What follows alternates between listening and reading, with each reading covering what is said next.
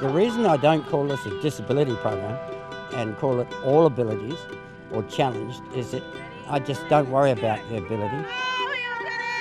We have some very challenged children here that just getting them on the park and getting them to stay here is a real challenge. Good job, Oden. Oden is my son and he's 5 years old. He has autism and he's non-verbal. When we first came, it was sort of similar to a lot of the other programs. I felt that it wasn't going to work, but I had a conversation with Jay and he really listened. And the next week he had a team of 5, I think it was, to work solely with Oden. One of them was a trained occupational therapist and they spent the whole session working with him, finding out what he likes, finding out what works for him, what excites him, and from there he's just come on leaps and bounds. Yes, good job.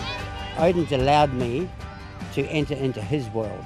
I get so much pleasure when this kid that didn't even want to walk in this park now runs on, and I'd have to be one of the most grateful coaches in the world.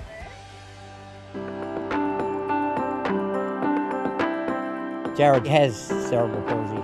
He couldn't walk unaided until he was 4.5. He had a lot of trouble until he was 5 at actually communicating and talking. It was really hard for me as a parent because I didn't know what to do. There was nowhere to go. And so I decided to create Jarrod's own program, and that's why I created the program. It was for him.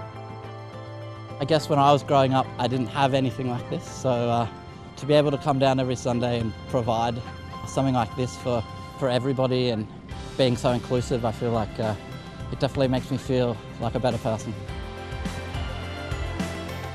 Jay's incredible, and it's Jay's son who's my sort of inspiration for Joshy. Just before he turned 3, we started coming down here. It was basically a push every week, only because he probably didn't get the whole gist of it, and all I saw was the fact that there were all these volunteers that were OTs and physios.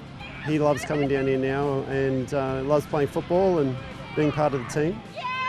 Scoring goals and playing with my teammates.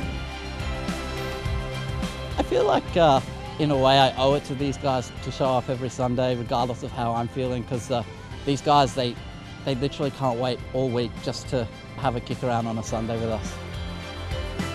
He's represented Australia 17 times. He's had the pleasure of wearing the Australian jersey all over the world, and as a father especially, but as a coach and a person who's trying to give other families the same joy, I couldn't be more prouder of him.